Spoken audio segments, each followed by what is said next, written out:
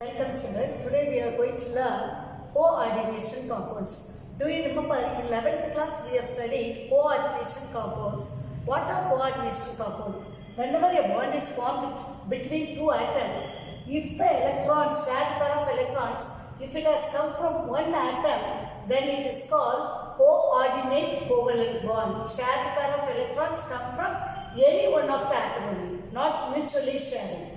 Now this is called coordination compounds. In this chapter we are going to see how do coordination compound differ from other molecular compound called double salt, then how it is formed, what type of bonding is involved, what are the theories involved in the formation of coordination compounds, and its application we are going to see. Now let us see what are molecular compounds. When you are taking two simple salts, mixing it with water and evaporating it, you are getting a single crystal, then it is called molecular compound.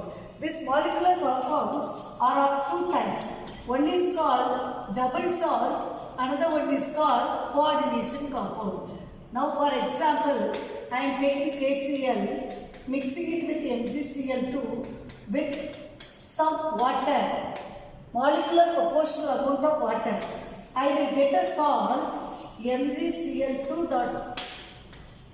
This type of salt I will get. What is the name of this salt? It is called cornellite. Now if you analyze the property of this cornellite, it will show the property of A, it will give the test for chloride, it will also give the test for magnesium.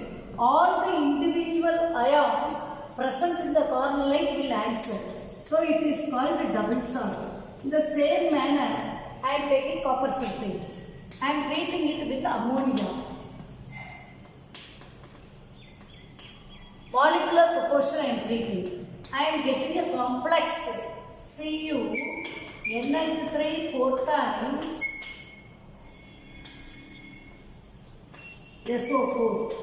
This is called coordination sphere. Inside the coordination sphere, I am having the transition metal and 4 ammonia inside, sulfate is outside. This compound is called coordination compound. Now you are checking. Now you want to test the copper. Will it answer? No, it will not answer. Ammonia, will it answer? No, it cannot answer. But sulfate will answer. The ions which are outside, they will answer. But those ions which are inside the coordination sphere, those ions will not test. Here in double salt we said all individual ions will answer. But in coordination compounds, the ions which are inside the coordination sphere will not answer. Only which are outside the coordination sphere only will answer. This is the difference between double salt and coordination compounds. So what are present in the coordination compound? There is a metal ion. And this 4 ammonia molecules, they are called ligands. Simply we can learn there will be a central metal ion and ligands counter ion. These are the 3 important things will be there in the coordination sphere. Now we are going to learn how to name the compounds. IUPAC naming of the compounds we are going to learn. Coordination complexes can be classified into 2 categories. One is homolytic complexes, heterolytic complexes. What is the meaning of this homo? Homo means same. You see here 4 carbon monoxide, that is called carbonyl. This carbonyl is linked with the central metal ion nickel to only one type of ligand only occurring. Here you see this is the coordination sphere. Inside the coordination sphere, iron is there. Along with the iron, 6 cyanide is there. Only one type of ligand only you are using. Now see in this complex also, 6 cyanide is only inside. Whereas you see this, inside the coordination sphere, this cobalt is the central metal ion. It is linked with 4 ammonia and 2 chloride. Here 3 NO2 molecule and 3 NH3 molecule. So 2 different types of ligands are linked with the central metal ion. So it is called heterolytic complexes. Homolytic complexes are those complexes in which only one type of ligand will be used. Heteroleptic complexes are those complexes in which more than one type of ligand will be used. Now we are going to learn some important terms involved in the coordination complexes. First is coordination sphere. What is coordination sphere? It consists of, see this example, it consists of a central metal ion and some ligands which may be of same type or different type. Then it is called coordination sphere. This coordination sphere may have charge or may not have charge. If it has charge means either it may be negative charge or positive charge. If the coordination sphere has positive charge, accordingly the counter ion will come at the back of the coordination sphere. If it has one positive charge, then one chloride is coming. If it has two positive charge, then we have to write Cl2. If it has negative charge, see this complex. In this complex, it has, for example, 4 minus charge. How the 4 minus charge will come, I will later on I will explain to you. Since it is having 4 minus charge, that is counterbalanced by 4 potassium ions. All of you know 1 potassium has 1 positive charge. So 4 potassium will have 4 positive charge, it is counterbalanced. But this complex, I have written 3 potassium. So can you tell me how much negative charge will be there on the coordination sphere? Yes, you are correct. It would have been 3 minus. That is why it is counterbalanced by 3 potassium at the front side. So if the coordination sphere has negative charge, it will be counterbalanced by the positive ion in the front. If the coordination sphere has positive charge, it will be counterbalanced by the negative charge at the back side. Are you clear how this coordination sphere is counterbalanced by positive charge and negative charge, the front and the back? Now we are going to learn what is a ligand. Ligand, it is a species which is going to donate a pair of electrons to the central metal ion. They are the electron donors. So who is the electron acceptor? The central metal ion is the electron acceptor. Transition metals only form complexes. We have learnt in the DF block element chapter only. So the transition metals, they are accepting electrons from the ligands. So who are ligands? Ligands are the electron donors. Electron donors. It is donating electron to whom? To the central metal ion. Are you clear? In the coordination sphere, the donor is also there, the acceptor is also there. Who is the donor? Ligands are the donors. Who is the acceptor? Metal is the acceptor. Are you clear? Now, types of ligands. You said, you have learnt already, I said, electron donors are called ligands. These ligands, they can be classified on the basis of charge and density. What is density? We will learn later. Let us learn on the basis of charge, how can we classify the ligands. It can be neutral ligands or it can be negative ligands. Neutral ligands, which are the neutral ligands? They will not have any charge, but they will provide a pair of electrons to the central metal ion. Who are they? Carbon monoxide, it is a neutral ligand. NO, nitrogen, it's a negative neutral ligand. Water, we know, also has 2 pairs of electrons, in which it will donate a pair of electrons and make one coordination bond, coordinate covalent bond with the central metal ion. So it is a neutral ligand. Ammonia, all of you learned in the P block.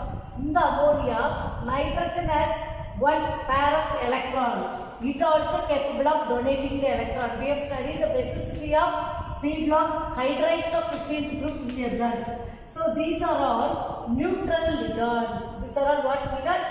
Neutral ligand. Another one important neutral ligand. Why I have separated them 4 together?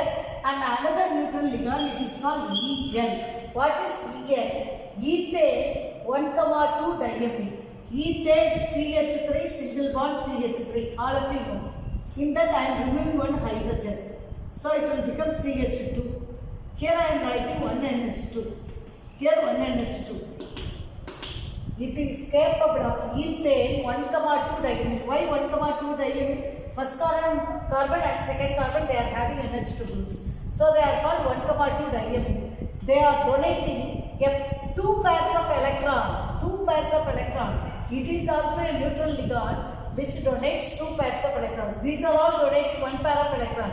That's why separately I have said the four, and this ethane 1,2 diamine, En, otherwise ethylene 1,2 diamine, we can say. Then negative ligands. Which are the negative ligands?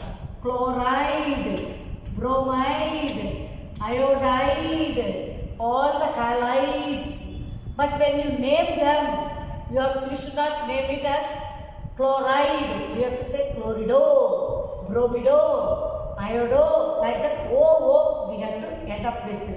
So these are the halides which can act as ligands. Then radicals: carbonate, CO3 2 minus, sulfate, SO4 2 minus, sulfite, SO3 2 minus, nitrite, NO2 minus, O and O. What is the difference between these two ligands?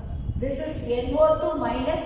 This N is going to link with the central metal ion. So it is called nitrito N, capital N. This is called nitrito O, capital O you have to write. So these ligands, they are linking with the central metal ion through different atoms. Since it is linking with nitrogen, it is called nitrito N. Since this is linking with the oxygen, it is called nitrito O.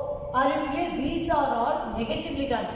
So many negative ligands are there. While we come across the complexes, we will learn many negative ligands. Now on the basis of denticity, what is the meaning of denticity? I said one ligand donate one pair of electron, it makes one linkage with the central metal ion. Then it is called monodentate. It is called what dentate? Monodentate. Now one ligand, it has two pair of electron and it makes two linkage with the central metal ion. Then it is called bidentate ligand. This ethane 1,2 diamine, all of you very clear. You know they are making two linkages because it is donating a pair of electron to the central metal ion. So it is bidentate ligand. If the ligand, one ligand, it's having three pairs of electron, it is donating all the three pairs of electron to the central metal ion, it makes three linkages with the central metal ion. Tridentate ligand. Tetradentate ligand will make four linkages. Hexadentate ligand. Can you tell me hexadentate ligand means it will make how many linkages? 6 linkages with the central metal ion. Such a ligand is EDTA. Ethane 1,2 diamine tetraacetate. The 4NH2 of the ethane 1,2 diamine I am removing. Instead, I am writing 4-acetate ion CH2COO minus, CH2COO minus, CH2CO minus, CH2CO minus. So how many negative charge it is having? Here 4 negative charge acetate ion, these two pair of electron. So how many pair of electron? One EDTA will donate to the central metal ion. It will make 6 pairs of electron. It will donate and it makes 6 linkages. So it is called hexadentate ligand. Hope all of you understand all the important terms of this lesson.